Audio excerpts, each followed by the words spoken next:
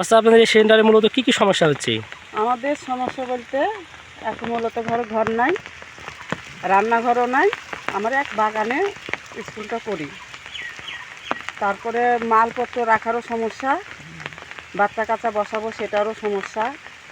আর যদি বলেন যে এই দেশে আমাদের দেশ অনেক দিন হয়ে গেল, 21 সালে দেশ দেওয়া, আমাদের দেশ আর ঠিক নাই, ওই জন্য আমরা আর করি না। আচ্ছা, আপনার সেন্টারে মূলত বাচ্চা কতগুলো আছে? আমার বাচ্চা মা বাচ্চা নিয়ে আছে আমি 52। আচ্ছা, আমরা এসে আপনাদের সেন্টারে দেখতে পাচ্ছি যে মূলত একটা শুধুমাত্র ছাউনির দ্বারা আপনারা শুধু রান্নাঘর করছেন বা তাই সেখানে পড়াশোনা হচ্ছে। এখানে কি সমস্যা বোধ হচ্ছে না? না, অনেক সমস্যা। এই সমস্যার মধ্যে আমাদের চালাতে হচ্ছে, কি করব, উপায় নাই। এবং দেখা যাচ্ছে যে আপনাদের এই যেখানে আপনারা বসবাস করছেন বর্তমান, সেটা হয়তো সরকারি জায়গা নয়, হয়তো কোনো একটা না না, মানে এটা সরকারি ব্যক্তিগত জায়গা না। বাড়ির জমির হ্যাঁ, উপরে আপনারা বসবাস করে সেন্টারটা চালাচ্ছেন। হ্যাঁ হ্যাঁ, কারো ব্যক্তিগত জায়গা। কিন্তু এখানে আমরা এসে দেখতে পাচ্ছি যে যদি ঝড় বৃষ্টি হয়, এই ঝড় বৃষ্টিতে মূলত তো বাচ্চারা খুব সমস্যা বোধ করবে। হ্যাঁ, তাতে যদি কোনো বাচ্চার ক্ষয়ক্ষতি হয়ে যায়, এর জন্য দায়ী থাকবে কে?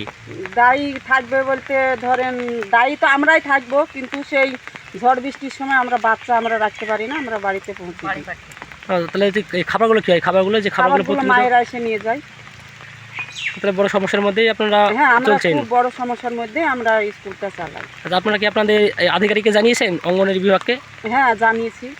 তিনি কি মত দিচ্ছে? ও বলেছে দেখবো। মানে এখনো কিছু না, হস্তক্ষেপ করেনি? না, এখনো কোনো স্টেপ লাইনি। বিডিওকে জানিয়েছেন? হ্যাঁ, ভিডিও জানে তো। যাদের জমিতে আপনারা বসবাস করছেন, তারা কি মূলত কি বলতে চাইছে? আপনাদের রাখতে দেবে না এখানে তুলে দিবে?